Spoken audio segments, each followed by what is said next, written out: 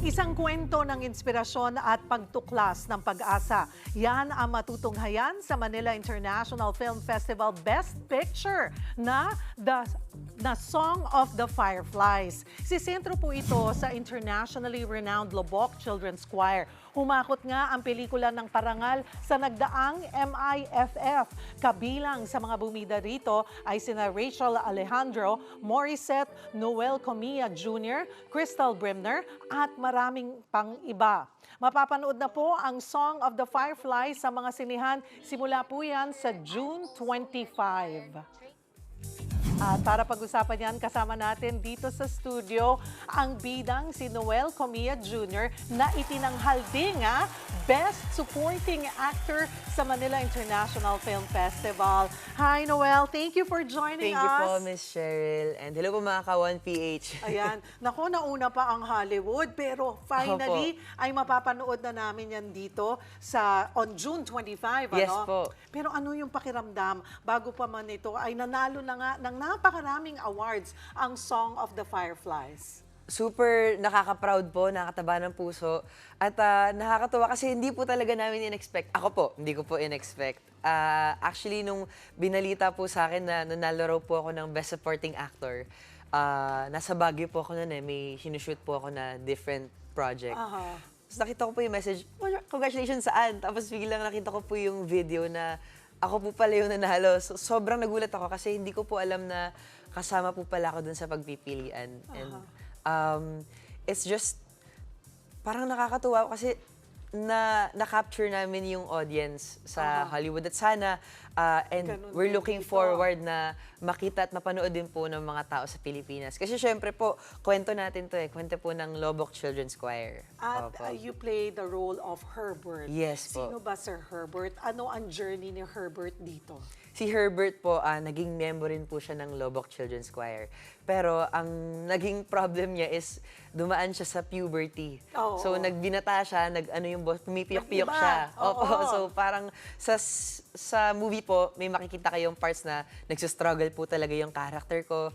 Hindi lang po sa boses ko, pero sa personal life ko rin po. May Na mga maraming battles din po makaka-relate ako. ng Opo. mga kabataan Opo. sa pinagdaanan mo. Hindi lang yung literal na kumakanta sila or boses, pero yung din journey ng transition sa pagbibinata Opo. ng isang teenager or ng isang individual. Opo, parang holistic nga po yung pagka-portray ng puberty ni Herbert. Hindi lang po sa boses, kundi sa love life din po, tsaka sa self, sa family niya. And super, makikita niyo po yung kabaitan ng character po ni Ate Morissette dito na parang inintindi niya yung sitwasyon ko at tinulungan niya ako na maka-get over, maka-move on, parang ganun po. Isa rin siguro sa magandang na-experience mo dito, no, nakasama mo mismo yung Lubbock Children's Choir. How was it working with them?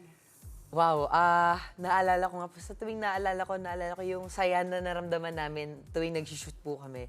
Kasi apart from working, kapag wala po kaming ginagawa, nag-uusap kami. Kami po ni Crystal, yung po actress ko po doon, tinatanong namin sila ng mga Bisaya words kung paano magsalita. Kasi sa film po, nagbibisaya rin po kami.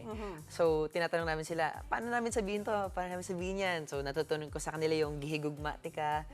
I love you daw po yun in Bisaya. Ayong gabi, good evening. Good evening. Marami pa pong ibang kakulitan. Pero nakikita ko rin po sa kanila yung professionalism. Yung kahit sobrang bata po nila, marunong na po sila magdisiplina ng sarili nila. Nagre-reflect po talaga yung training nila sa Lubbock Children's Choir. Kasi ano raw po apart from being a member of that choir, kailangan po na mataas yung grado nila. Kailangan nag-aaral sila sa eskwelahan. At kasama rin po yan sa film actually. Parang nagsistruggle din po kami kasi hindi kami makasama sa competition kung mababa yung grades namin. So may ganong aspect din po yung film na pinakita.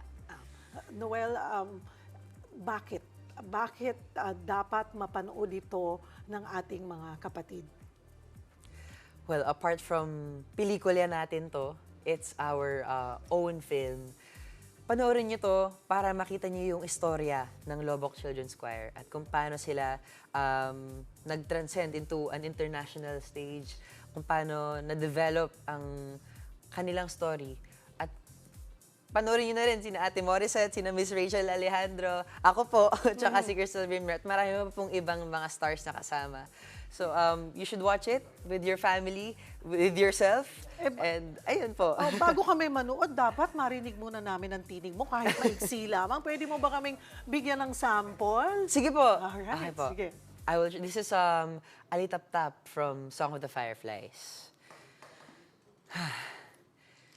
Di ba't ito ang ating pangarap na sabay tayong pumikit, na sabay tayong kumislap, at sabay tayong umawit. At sa pagdating ng araw, sa pagdating ng panahon, isang ating pangarap na sabay tayong babangon. Wow! I'm not as good as Ate Morissette. Kinalabutan ako doon. Thank you so much Sige, po. imbitahan mo na ang ating Okay. mga kapatid. June 25. Mga ka-1PH, ako po si Noel Cumia Jr. at ginagampanan ko po ang batang si Herbert, isang miyembro ng Lobok Children's Choir na nagsisimulang pagdudahan ng sarili na magbago ang kanyang boses dahil sa pagbibinata. Sa papel po na ito, ako po ay pinangaralan bilang Best Supporting Actor Award by Audience Choice sa 2nd MIFF sa Hollywood. Kaya mga ka-1PH, samahan niyo po kami sa pagbabahagi ng isang kwento ng musika, inspirasyon at muling pagtuklas ng pag-asa. Panoorin po natin ang Song of the Fireflies sa mga sinihan simula June 25. Ayan. Magkita-kita tayo dyan. Yes, po. Thank you for joining us. Noel Comia Jr., cast po ng Song of the Fireflies. Tandaan, Song of the Fireflies, mga kapatid, mapapanood na sa mga sinihan sa June 25.